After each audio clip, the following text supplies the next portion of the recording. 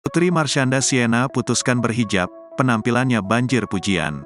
Sienna, Putri Marshanda dan Ben Kasyafani kini mengenakan hijab.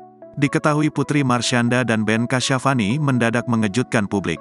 Hal ini lantaran Sienna Amirah Kasyafani memiliki penampilan baru. Walaupun usianya masih 10 tahun, Sienna tampak mantap memutuskan untuk mengenakan hijab.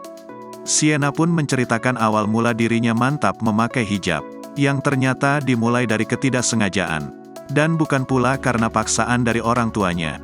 Pasalnya, awalnya Sienna ternyata memakai hijab karena ingin menutupi rambutnya yang sedang dicat. Usut punya usut, di sekolah Sienna ternyata ada peraturan perihal murid dilarang untuk mewarnai rambut apalagi mendekati ujian. Alhasil, Sienna pun diminta guru untuk mencat balik rambutnya ke warna semula. Gegara hal itu, Sienna yang tak pengin mengecat balik rambutnya memilih memakai hijab.